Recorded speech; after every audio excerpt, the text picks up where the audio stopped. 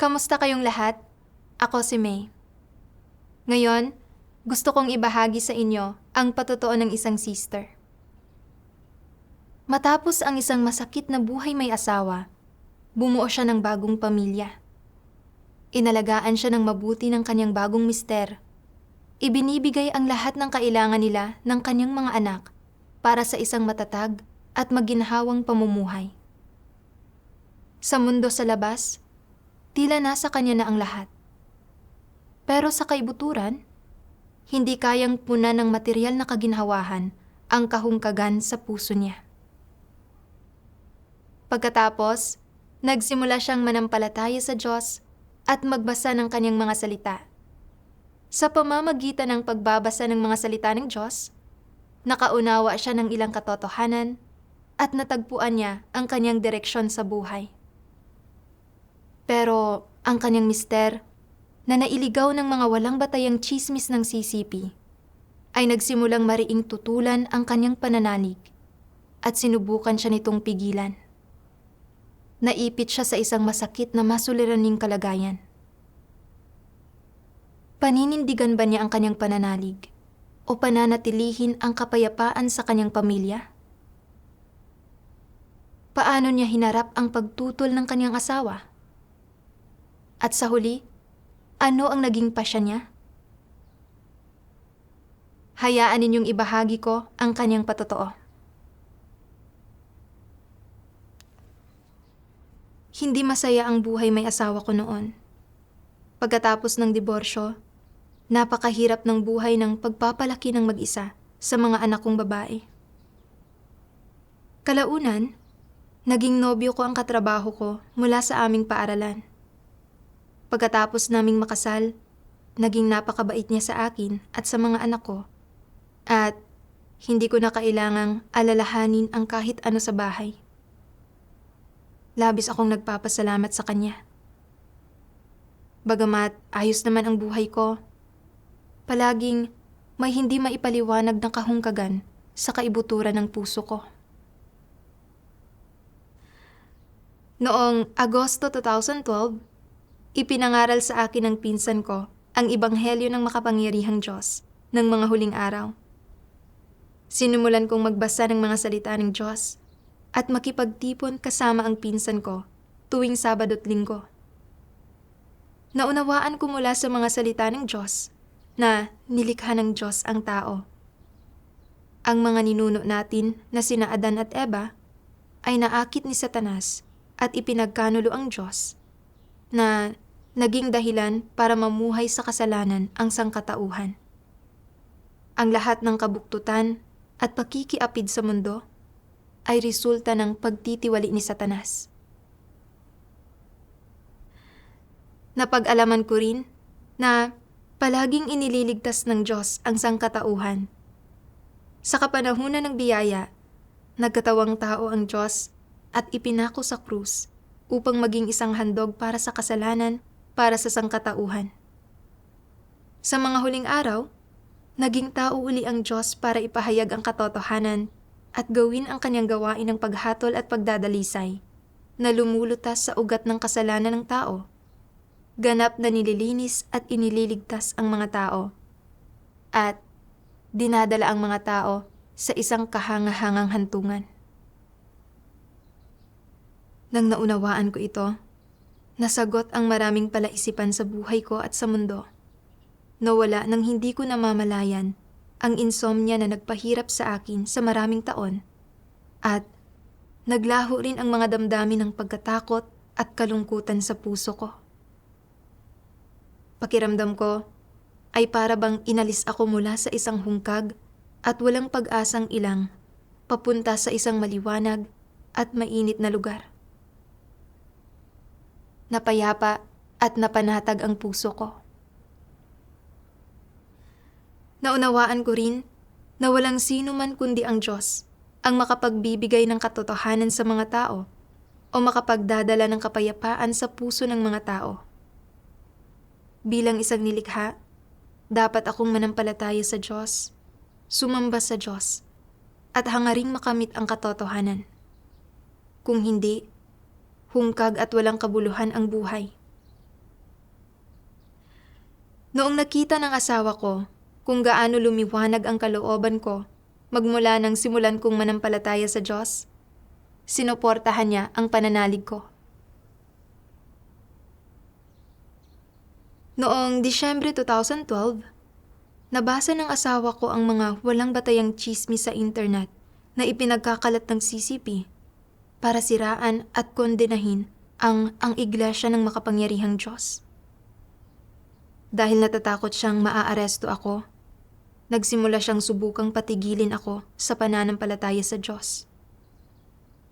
Hindi niya ako pinapayagang magbasa ng mga salita ng Diyos at hindi pinapayagang pumunta ang pinsan ko at makipagtipon sa akin. Noong panahong iyon, nag-aalala rin ako na mahuhuli ako at makukulong kung mananampalataya ako sa Diyos. Pero ibinahagi sa akin ng pinsan ko ang tungkol sa kung paanong ang tunay na daan ay palaging inuusig magmula pa noong mga sinaunang panahon. Sa Biblia, nabasa ko rin kung paanong dumanas ng pag-uusig ang Panginoong Hesus at ang kanyang mga alagad, at nakita ko kung paano naghahari si Satanas sa mundong ito. Masyado itong buktot at madilim, at hindi pinahihintulutang umiral ang mga positibong bagay. Sa pamamagitan ng pananampalataya sa Diyos at pagsunod sa Diyos, tinatahak ko ang tamang landas sa buhay at hindi ko ito dapat isuko kahit na usigin ako. Sinabi ko sa asawa ko ang tungkol sa lahat ng naunawaan ko, pero ayaw niya talagang makinig. Kinailangan kong palihim na magbasa ng mga salita ng Diyos at dumalo sa mga pagtitipon kapag wala siya sa bahay. Noong Abril 2013, lumala ang lumbar spondylosis ko. Hindi ako makaupo o makatayo. Kaya ko lang humiga ng patihaya. Tinulungan ako ng asawa ko na mag-apply sa amo ko ng ilang buwan na pagliban sa trabaho. Sa proteksyon ng Diyos, halos gumaling ang sakit ko noong naglagay ako ng ilang plaster na may gamot. Pagkatapos noon, sinamantala ko ang pagliban sa trabaho para ipangaral ang ebanghelyo. Pero hindi nagtagal ay napansin ito ng asawa ko. Sinasamantala niya ang lunch break niya para umuwi at tingnan kung nasa bahay ako o wala. Kapag medyo nahuli ako sa pag-uwi at nakita kong nakaparada na ang kotse niya sa baba, matataranta agad ako. Sa loob ng ilang taon na mag-asawa kami, palagi niya akong inaalaga ang mabuti. Pero noong hindi ko ginawa ang sinabi niya tungkol sa pananalig ko sa Diyos, pakiramdam ko ay parang nabigo ko siya. At kapag pinagagalitan niya ako at sinisigawan ako, tinitiis ko na lang ito. Sa pagpunta ko sa mas marami pang pagtitipon, naunawaan ko na ang Diyos ang pinagmumula ng buhay ng tao. Kaya nabubuhay ang bawat tao ay dahil sa panustos, pangangalaga at proteksyon ng Diyos. Ganap na likas at may katwiran para sa mga tao na manampalataya sa Diyos at gumawa ng mga tungkulin. Ito ang pinakamakatarungan. Mas lalo kong naramdaman na pinili ko ang tamang landas sa pagsunod sa Diyos. Tumibay ang puso ko at hindi na ako masyadong natatakot na magalit ang asawa ko. Minsan, nakikipagtalo pa nga ako sa kanya ng may katwiran. Isang beses, dinuro niya ako sa galit. Sumisigaw. Hindi ka na nakikinig ngayon kahit anong sabihin ko.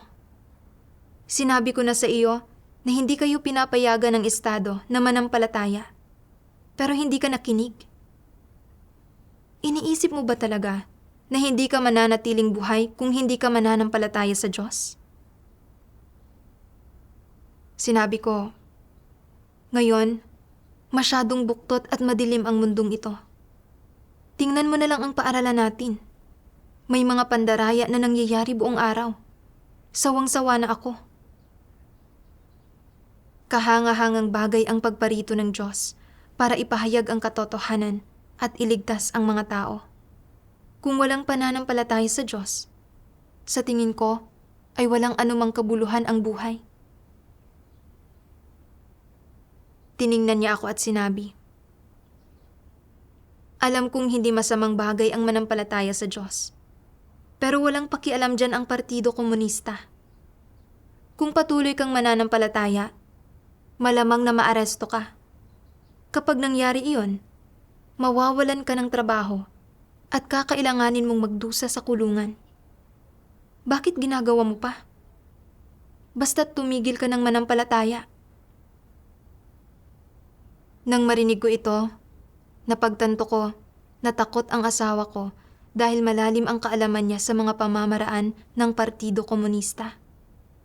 Kaya sinusubukan niya akong patigilin. Sa katunayan, nag-alala rin ako na maaresto at maitapon sa kulungan at kahit sa posibilidad na gulpihin ng pulisya hanggang mamatay. Napakarami lang talagang insidente kung saan tinrato ng gobyernong CCP ang buhay ng tao nang may ganap na panghahamak. Kalaunan, naisip ko ang sinabi ng Panginoong Hesus. Ang nakasusumpong ng kanyang buhay ay mawawalan nito, at ang mawalan ng buhay dahil sa akin ay makasusumpong niyaon. Labis na lumiwanag ang puso ko. Napakaikli ng buhay ng tao. Wala talagang kabuluhan na magpakapagod araw-araw para sa laman at para kumita. Sa pamamagitan ng pananampalataya sa Diyos at pagsunod sa Diyos, makakamit mo ang walang hanggang buhay. Napakahalaga nito. Kung hindi ako maglalakas loob na manampalataya sa Diyos dahil sa takot na maaresto, hindi ko kailanman makakamit ang walang hanggang buhay. Ano mang mangyari, hindi ko kayang isuko ang pananampalataya sa Diyos. Gayunpaman, iginiit ng asawa ko na hindi niya ako papayagang manampalataya. Nag-alala ako. Halos 6 na taon na kaming mag-asawa at palagi niyang inaalagaan ang pamilyang ito at isinasaalang-alang ako. Magkasama naming pinagsikapang makabili ng bahay at kotse. Nakikita naming paganda ng paganda ang buhay namin. Sinasabi ng lahat ng katrabaho ko na sa wakas ay may maayos na akong pamilya. Iniisip ko rin na sa buhay na ito, sa pamilyang ito ako kabilang, at mula sa kaibuturan ng puso ko, gusto ko ang pamumuhay na ito na matatag at payapa. Pero kung desidido ang asawa ko na hindi ako payagang manampalataya sa Diyos, ano ang dapat kong gawin? Makapagpapatuloy pa rin ba akong sumunod sa Diyos? Habang ginugulo ako ng mga katanungang ito, palagi akong nagdarasal sa Diyos, nagmamakaawa sa Kanya na patnubayan ako. Sa isang pagtitipon, sinabi ko sa mga kapatid ko ang mga ikinababahala ko at binasa nila sa akin ang mga salitang ito ng Diyos. Dapat kang magdusa ng paghihirap para sa katotohanan. Dapat mong isakripisyo ang iyong sarili para sa katotohanan. Dapat kang magtiis ng kahihiyan para sa katotohanan. At dapat kang sumailalim sa higit pang pagdurusa para magkamit ng higit pang katotohanan. Ito ang dapat mong gawin. Hindi mo dapat itapon ang katotohanan alang-alang sa pagtatamasa ng pagkakasundo ng pamilya.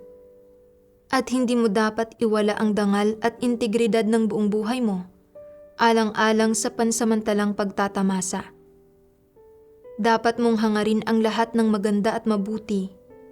At dapat mong hangarin ang isang landas sa buhay na higit na makabuluhan.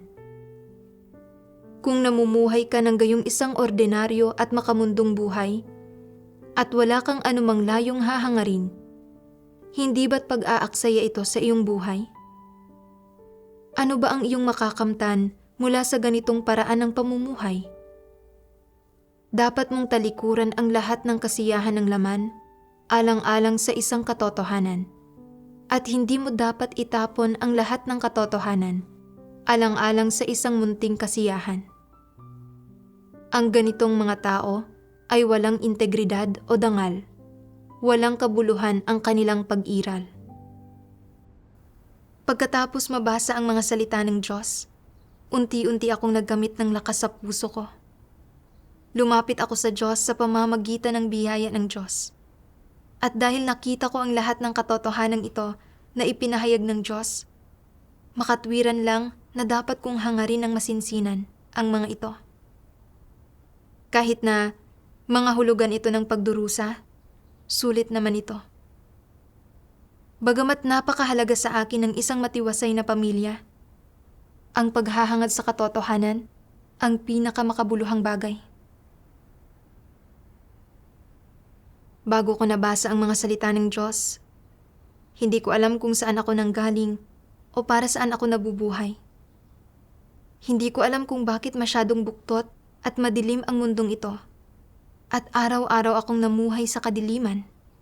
Hirap na iniraraos ang mga araw ko. Puno ng pasakit ang buhay. Ngayon, sa kabila ng malaking paghihirap, nagawa kong matagpuan ang tunay na daan at makita ang liwanag. Naunawaan ko ang maraming misteryo ng buhay mula sa mga salita ng Diyos at natagpuan ko kung ano ang halaga na mabuhay.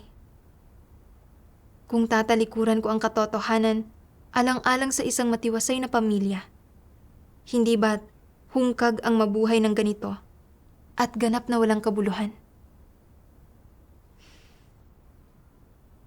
Nagbasa ako ng higit pang mga salita ng Diyos. Bakit minamahal ng isang lalaki ang kanyang asawa? Bakit minamahal ng isang babae ang kanyang asawa? Bakit masunurin ang mga anak sa kanilang mga magulang? Bakit mahal na mahal ng mga magulang ang kanilang mga anak? Anong uri ng mga intensyon ang tunay na kinikimkim ng mga tao? Ang intensyon ba nila ay hindi upang matugunan ang sarili nilang mga plano at mga makasariling pagnanais? Ipinaunawa sa akin ng mga salita ng Diyos na ang pagmamahalan sa pagitan ng mag-asawa ay nakatayo sa pundasyon ng mga personal na interes. Pinag-isipan ko ito. Bakit mabait sa akin dati ang asawa ko? Ito ay dahil may hitsura ako at ayaw kong nangangasiwa ng pera na nagbibigay sa kanya ng pinansyal na kontrol sa pamilya. Talagang pasok ako sa mga pamantayan niya para sa isang ideal na asawa na nagpasaya sa kanya. Gayunpaman, noong nagkaroon ako ng sarili kong pananampalataya at paghahangad sa buhay na hindi pinahihintulutan sa bansang ito, naramdaman na niyang hindi ako kapaki-pakinabang sa kanya at hinding-hindi na siya magiging mabait uli sa akin.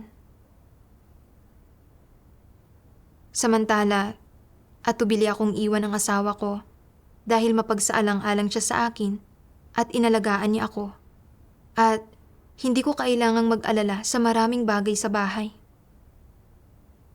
Makasariling lahat ang tao at ginagamit din ng mag-asawa ang isa't isa. Paano magkakaroon ng tunay na pagmamahal? Hindi ko matatalikuran ang pagliligtas ng Diyos sa akin para sa kapirasong damdaming mag-asawa. Pagkatapos noon, nagpatuloy akong igiit ang pagdalo sa mga pagtitipon at paggawa sa tungkulin ko. Isang araw noong Hunyo 2013, naghahanda lang ako ng hapunan pagkagaling sa pangangaral ng Ebanghelyo. Nang nakauwi ang asawa ko, nakasimango talaga siya, pero hindi ko siya pinansin.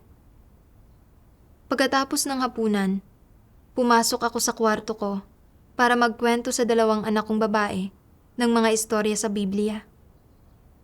Masaya silang nakikinig nang biglang tumayo sa pintuan ang asawa ko at pinagsalitaan ako.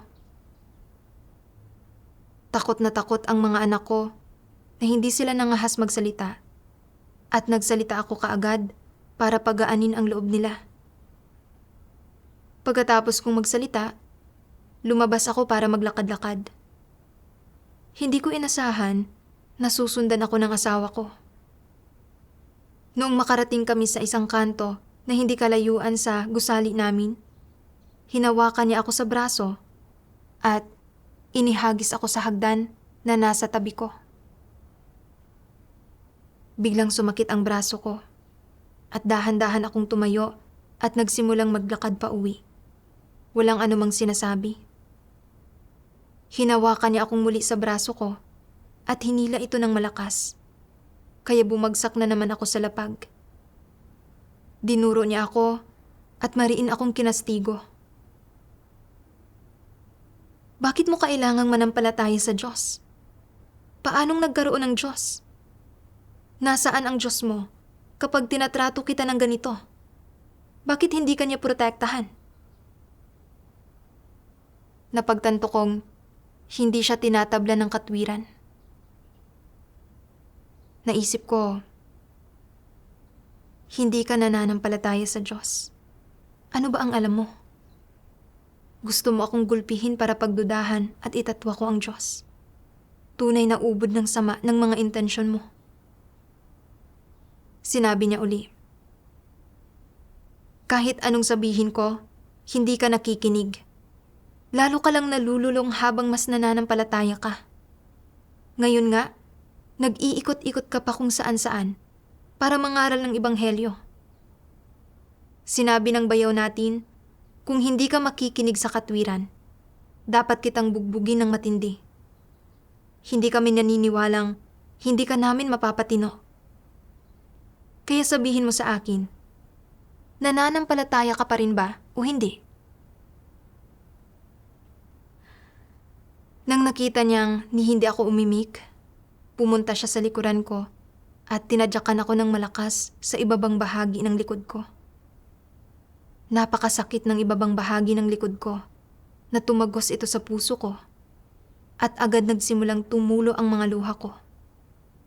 Gayunpaman, wala pa ring ipinakitang awa ang asawa ko. Habang sinisipan niya ako, sinabi niya, hindi kita hahayaang manampalataya. Sisipain kita hanggang maparalisa ka. Kahit na kailangan pa kitang alagaan, hindi kita hahayaang manampalataya sa Diyos. Nang marinig kong sinabi niya ito, nakadama ako ng panlalamig sa puso ko. Dati, palagi kong nararamdaman na mabuti ang pagkatao ng asawa ko at palagi siyang mapagsaalang-alang sa akin. Hindi ko kailanman inasahan na paniniwalaan niya ang mga walang batayang tsismis at maling kaisipan ng CCP. Susubukang patigilin ako sa pananampalataya sa Diyos at susubukan pang sipain ako hanggang sa maparalisa ako. Napakalupit niya. Kasunod nito, sinabi niya, kung ikaw lang mag-isa sa bahay, malamang napupunta ka sa mga pagtitipon. Palalayasin na lang kita. Ni hindi nararapat tumira sa magandang bahay ko ang mga taong gaya mo. Tumayo ka. Habang nagsasalita siya, kinaladkad niya ako, itinulak ako sa kotse, at dinala ako sa bahay ng nanay ko. Hindi ko inasahan na susuportahan ng husto ng nanay ko ang pananampalataya ko sa Diyos. Ipinangaral ko sa kanya ang ebanghelyo at tinanggap din niya ang gawain ng Diyos sa mga huling araw.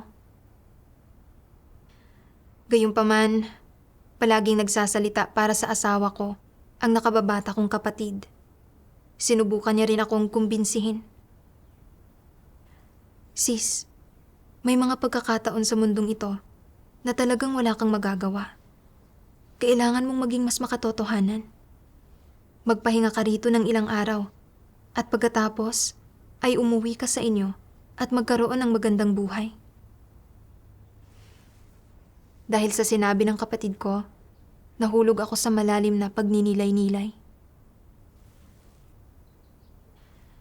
Kailangan mong harapin ang realidad ng mundo. Malapit na akong mag-apat na po. Nagpakahirap ako ng kalahati ng buhay ko para makuha ang buhay na mayroon ako ngayon. Maliban sa pananampalataya ko sa Diyos, napakabait sa akin ng asawa ko sa lahat ng bagay. Dahil lang sa pananampalataya ko sa Diyos, kaya para bang naging ibang tao siya. Kung titingnan ang mga ikinikilos niya, kung ipipilit kong manampalataya sa Diyos, malamang na ididiborsyo niya ako. Pagkatapos, ay mawawala sa akin ang pamilyang ito na sinasandalan ko para manatili akong buhay. Ano ang gagawin ko sa buhay ko pagkatapos niyon? Kailangan ko bang balikan ang buhay ko na mag-isa at walang katuwang na nag-aalaga sa mga anak ko? Takot ako na mamuhay ng ganoong uri ng buhay, pero ayaw ko ring talikuran ang pananampalataya ko sa Diyos. Naipit ako sa dalawang nag-uumpugang bato. Naisip ko, siguro ay pwedeng umatras muna ako sandali. Ano kaya kung pansamantala ay huwag muna akong dumalo sa mga pagtitipon o gumawa ng tungkulin ko at palihim lang na magbasa sa bahay ng mga salita ng Diyos? Pero hindi uubra iyon. Ano ang dapat kong gawin? Sa loob ng ilang araw na iyon, palagi akong nagdarasal sa Diyos at naalala ko ang isang sipi ng mga salita ng Diyos. Isa kang nilikha. Mangyari pa, ay dapat mong sambahin ang Diyos at hangaring mamuhay ng makahulugan. Kung hindi mo sasambahin ang Diyos, kundi mamumuhay ka ayon sa iyong maruming laman, hindi ba isang hayop ka lamang na nakasuot ng damit ng tao? Dahil isa kang tao, dapat mong gugulin ang sarili mo para sa Diyos at tiisin ang lahat ng pagdurusa. Dapat mong tanggapin ng masaya at may katiyakan ang kaunting pagdurusang pinagdaraanan mo ngayon at mamuhay ka ng makahulugan kagaya ni Job at Pedro. Sa mundong ito, isinusuot ng tao ang damit ng dyablo, kinakain ang pagkaing nagmumula sa dyablo, at gumagawa at naglilingkod sa ilalim ng impluwensya ng dyablo, at nayuyurakan nito hanggang sa puntong nababalot na ng karumihan nito. Hindi niya naarok ang kahulugan ng buhay o natamo ang tunay na daan. Ano ang kabuluhan sa pamumuhay ng ganito? Kayo ay mga taong patuloy na naghahangad sa tamang landas. Iyong mga naghahanap ng paglago. Kayo ay mga taong naninindigan sa bansa ng malaking pulang dragon. Iyong mga tinatawag na matuwid ng Diyos. Hindi ba iyon ang pinakamakahulugang buhay? Habang mas pinakikinggan ko ang himnong ito, mas lalo akong nagkakaroon ng lakas sa puso ko. Mayroon akong malinaw na direksyon tungkol sa landas sa buhay na dapat kong piliin. Ganap na likas at may katwiran ang pananampalataya sa Diyos at pagsamba sa Diyos. Kung gusto mong isabuhay ang isang makabuluhang buhay, dapat mong gugulin ang sarili mo sa Diyos. Hindi mahadlangan ng sino mang tao o anumang pangyayari o bagay, at tiisin ang lahat ng pagdurusa para magawa ng maayos ang tungkulin mo at mapalugod ang Diyos. Gaya ni Job, nawala ang ari-arian at mga anak niya, pero sinamba pa rin niya ang Diyos at pinuri ang pangalan ng Diyos. At pagkatapos ay nariyan si Pedro. Iniwan niya ang lahat ng bagay para sumunod sa Panginoon at ginugol ang buong buhay niya para sa Panginoon. Sa huli, nagawa niyang mahalin ng sukdulan ang Diyos at nagpasakop sa Diyos hanggang sa kamatayan na nagsasabuhay ng isang makabuluhang buhay. Ganoon din si Mateo, ang maniningil ng buwis. Pagkatawag sa kanya ng Panginoong Hesus, sinundan niya ang Panginoon nang wala ni katiting na pag-aatubili. Labis na nakakainggit ang pananalig nila sa Diyos. Bagamat Handa akong sumunod sa Diyos. Hindi ko pa rin mabitiwan ang pamilya ko. Hindi ako handang magtiis ng pagdurusa at iwanan ang lahat ng bagay. Kumpara sa mga banal na iyon, tunay na hiyang-hiya ako. Ngayon, nailatag na sa harap ko ang tamang landas sa buhay. Hindi na ako pwedeng maging mahina. Hinding-hindi ko pwedeng talikuran ang pagkakataong ito na sumunod sa Diyos at magkamit ng katotohanan at buhay.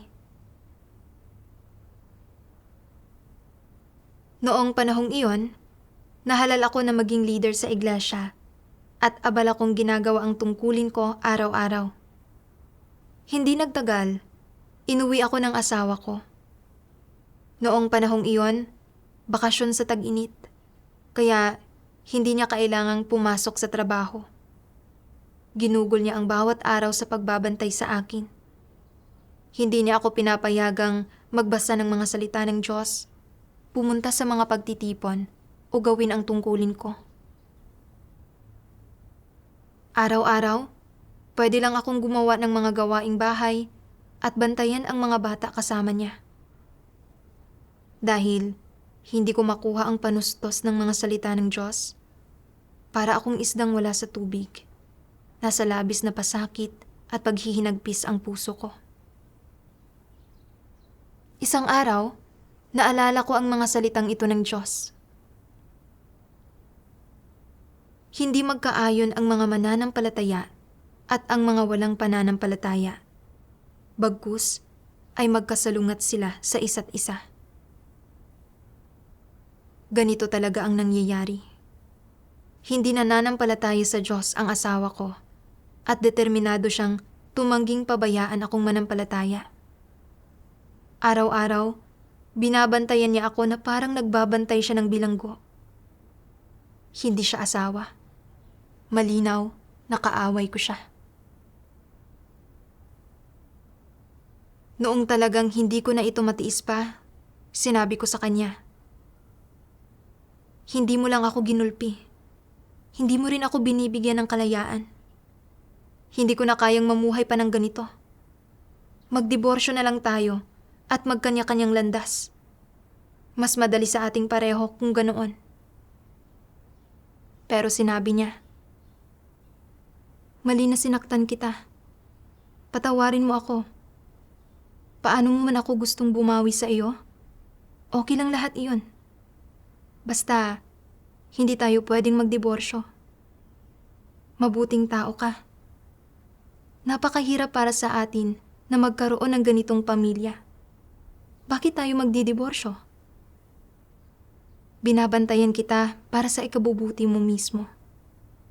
Pagtagal-tagal, makakalimutan mo ang pananampalataya sa Diyos at magiging okay na ang lahat. Kung naiinip ka, bakit hindi tayo maglakad-lakad sa labas?" Nang marinig kong sinabi niya ito, alam kong itinatago niya ang kamay na bakal sa likod ng matatamis na ngiti. Sinusubukang pigilan ako rito at unti-unti akong mas ilayo pa sa Diyos. Hindi ko alam ang gagawin ko. Gusto kong patuloy na manampalataya sa Diyos, pero atubili akong bitiwan ang pamilyang ito at ang asawa ko. Nanalangin ako sa Diyos. Nagmamakaawa sa Kanya na pigilan ang puso kong iwanan siya anumang oras. At nagmakaawa ako sa Kanya na magbukas ng isang landas para sa akin, para makabalik ako sa iglesia at magawa ang tungkulin ko. Isang araw, oras na para sa isang pagtitipon. Mautak kong sinabi sa asawa ko na dapat kaming lumabas para magbisikleta. Nagawa kong pasakayin siya sa bisikleta habang sumakay ako sa e-bike. Sumang-ayon siya. Noong nangangalahati na kami, binilisan ko ang pagpapatakbo at iniwan siya ng malayo. Ilang beses din akong nagpaikot-ikot bago makarating sa lugar ng pagtitipon. Sa wakas, pagkatapos ng lahat ng paghihirap na ito, nagawa kong dumalo sa isang pagtitipon. Kinagabihan, nang makauwi ako, galit na galit ang asawa ko. Sinabi niya, "Patapang ka na ng patapang. Ang lakas ng loob mong iwan ako at pumunta sa isang pagtitipon. Kung malakas ang loob mo, huwag ka nang bumalik." Sinabi ko, "Binigyan mo ba ako ng pagpipilian? Wala man lang ako kahit kaunting kalayaan. Binabantayan mo ako na parang bilanggo ako. Kung magpapatuloy ka ng ganito, tayong dalawa, wala tayong kinabukasan ng magkasama." Hindi inaasahan pagkatapos niyon, mas mahigpit niya akong binantayan kaysa sa dati. Noong nagsimula na ang eskwela, pinasabay niya ako sa kanya sa pagpasok sa trabaho. At tuwing Sabado't Linggo, sinusundan niya ang bawat kilos ko basta't hindi siya nag-o-overtime. Hindi ako makadalo sa mga pagtitipon o makagawa ng tungkulin ko. At pakiramdam ko ay para bang namumuhay ako sa impyerno. Hindi ko mapigilang tumulo ang mga luha ko. At hindi ko maiwasang tanungin ang sarili ko. Anong klaseng mundo ba ito? Bakit hindi pinahihintulutan ang mga tao na manampalataya sa Diyos at tahakin ang tamang landas? Kalaunan, nabasa ko ang mga salitang ito ng Diyos. Sa isang madilim na lipunang tulad nito, kung saan ang mga demonyo ay walang puso at hindi makatao, paanong matitiis ng hari ng mga dyablo na pumapatay ng mga tao ng walang pakundangan ang pag-iral ng isang Diyos na kaibig-ibig, mabait at banal? Paano nito maaaring papurihan at ipagsaya ang pagdating ng Diyos? Ang mga sunod-sunurang ito, sinusuklian nila ng puot ang kabaitan. Matagal na nilang sinimulang tratuhing kaaway ang Diyos. Inaabuso nila ang Diyos, sukdulan ang kanilang kalupitan. Wala sila ni bahagyang pagsasaalang-alang para sa Diyos. Nananamsam at nandarambong sila. Ganap na silang nawalan ng budhi. Sinasalungat nila ang kanilang konsensya at tinutukso nila ang mga walang muwang tungo sa kawalang malay. Mga ninuno ng sinauna, minamahal na mga leader, tinututulan nilang lahat ang Diyos. Iniwan ng kanilang panghihimasok ang lahat sa buong mundo sa isang kalagayan ng kadiliman at ganap na kaguluhan. Kalayaang panrelihiyon, lehitimong mga karapatan at mga interes ng mga mamamayan. Ang mga iyon ay mga panlalansing lahat para pagtakpan ang kasamaan. Ang mga salita ng Diyos ay ginising ako sa pananaginip ko at binigyan ako ng mas malinaw na pananaw sa buktot na diwa ng paglaban ng CCP sa Diyos. Natanggap ko ang edukasyon ng Partido Komunista sa loob ng maraming taon at noon pa man ay labis ang paghanga ko sa partido. Kahit na noong nakita ko ang kabuktutan at kadiliman ng lipunan, hindi ako naniwalang dinulot ito ng pamumuno ng partido. Naniwala ako na bagamat may ilang problema ang diktadura ng CCP, sa kabuuan ay medyo marunong ito. Ngayon ko lang naunawaan na isang ateistang partido ang CCP. Tinatamasa nito ang isang nakaw na reputasyon na nakuha sa pamamagitan ng panlalansi sa mundo. Pakunwaring isinasaad sa konstitusyon na nagtatamasa ng kalayaan sa relihiyon ang mga mamamayang Tsino. Pero sa katunayan, hindi talaga nito pinahihintulutan ang mga Tsino na manampalataya sa Diyos.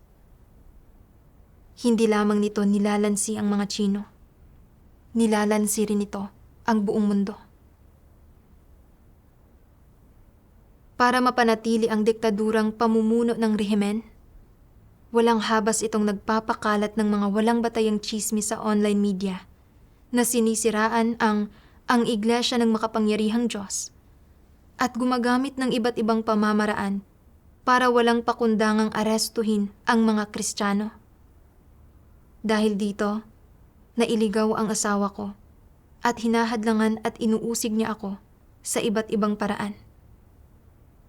Sa lahat ng ito, ang maitim na kamay ng Partido Komunista ang gumagawa ng gulo. Bukod sa hindi nito gustong manampalataya ang mga tao sa Diyos at mailigtas, gusto rin itong sundan ito ng mga tao papunta sa impyerno at maparusahan. Ito ang buktot na layunin nito. Kung hindi ako lumapit sa Diyos, hindi ko kailanman makikita ng malinaw ang mga tunay na kulay nito. Kalaunan, nagbasa ako ng higit pang mga salita ng Diyos. Ang pagmamahal, ayon sa tawag dito, ay tumutukoy sa isang damdaming dalisay at walang dungis, kung saan ginagamit mo ang iyong puso upang magmahal, makaramdam, at maging mapagsaalang-alang. Sa pagmamahal, walang mga kondisyon, walang mga balakid, at walang distansya. Sa pagmamahal, walang paghihinala, walang panlilinlang, at walang katusuhan. Sa pagmamahal, walang anumang palitan o karumihan. Kung mayroon kang pagmamahal, hindi ka manlilinlang, magrereklamo, magtataksil, maghihimagsik, gigiit, o maghahangad na magtamo ng isang bagay o ng isang partikular na halaga.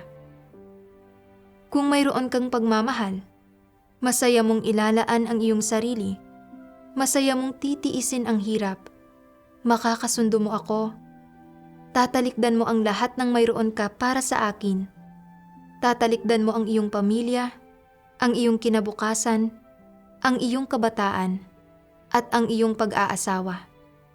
Kung hindi, ang iyong pagmamahal ay hindi talaga pagmamahal, kundi panlilinlang at pagtataksil. Lubos na naantig ng mga salita ng Diyos ang puso ko. Ang ganitong klase ng pagmamahal, dalisay at walang bahidungis, ay labis na kaakit-akit sa mga tao at nagpadama rin sa akin ng pagkapahiya. Naisip ko kung paanong sa kapanahunan ng biyaya, naging tao ang Diyos at pumarito sa lupa galing sa langit. Ipinako sa krus alang-alang sa atin at ibinuhos ang bawat patak ng kanyang kamahal-mahalang dugo para tubusin ang sangkatauhan. Sa mga huling araw, naging tao muli ang Diyos at pumarito sa lupa para bigyan ang sangkatauhan ng mga katotohanan na kailangan nila para matanggap ang pagliligtas. Hindi lamang niya kinailangang tiisin ang pagtugis at panguusig ng malaking pulang dragon at ang pagkokondina at paglalapastangan ng relihiyosong mundo.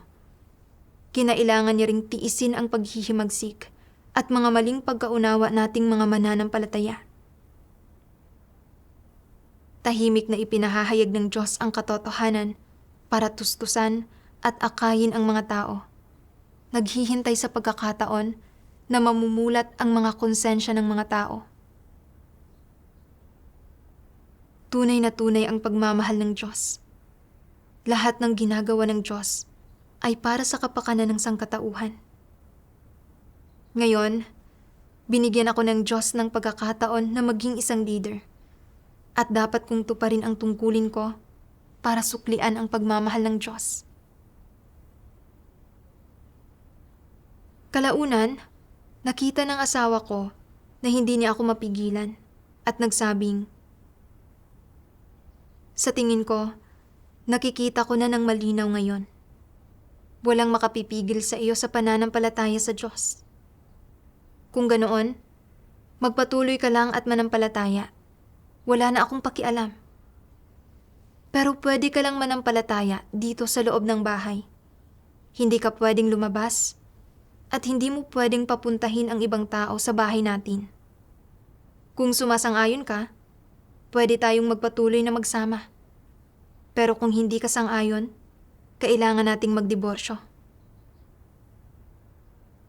Noong narinig ko ang sinabi niya, napagtanto kong hindi niya pa rin ako papayagang lumabas.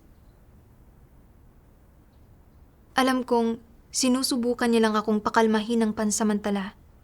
At pagkatapos, dahan-dahang maialis sa akin ang ugnayan ko sa iglesia at sa mga kapatid ko. Para sa huli, hindi ko na magagawang magpatuloy sa pananampalataya. Hindi ako pwedeng mahulog sa patibong niya. Kaya, mariin kong sinabi, kung tunay kang sumasang-ayon sa akin sa pananampalataya sa Diyos, huwag mo akong pagbawalan sa pakikisalamuha sa mga kapatid ko. At huwag mo akong pagbawalan sa pagdalo sa mga pagtitipon o sa paggawa ng tungkulin ko. Hindi nakadepende sa iyo kung paano ako mananampalataya. Nababalisan niyang sinabi,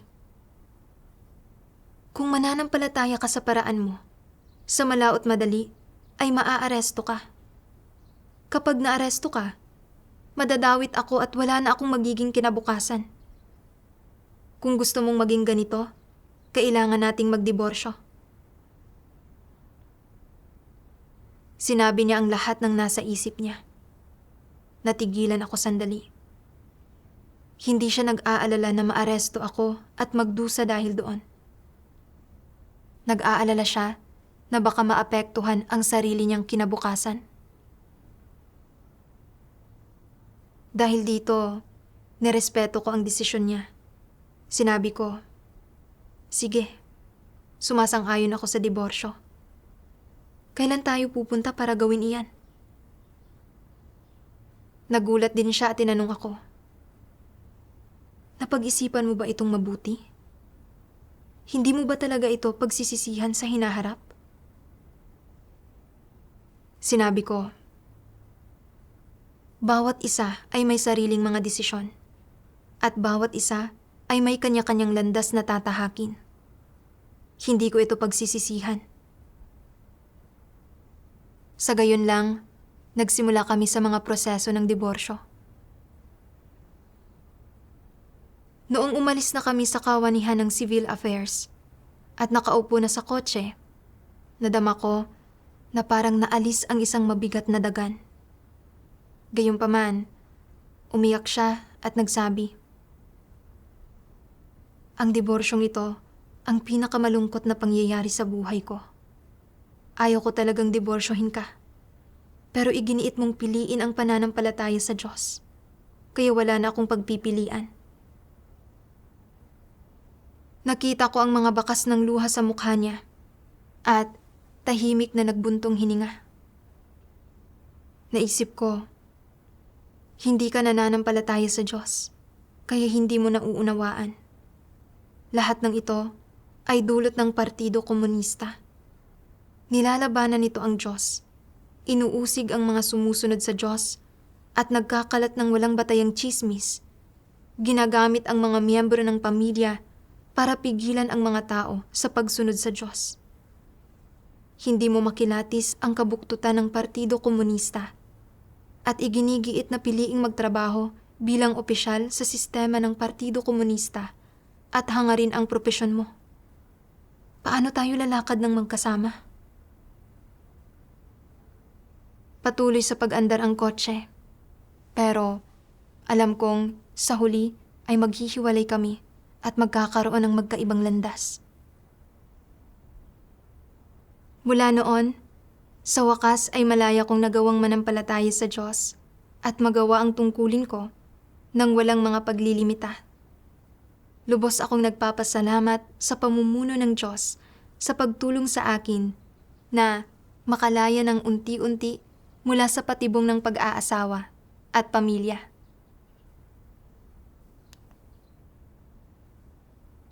Ipinapakita sa atin ng patotoong ito na ang tunay na kapayapaan ay hindi nagmumula sa mga material na kaginhawahan, kundi sa Diyos.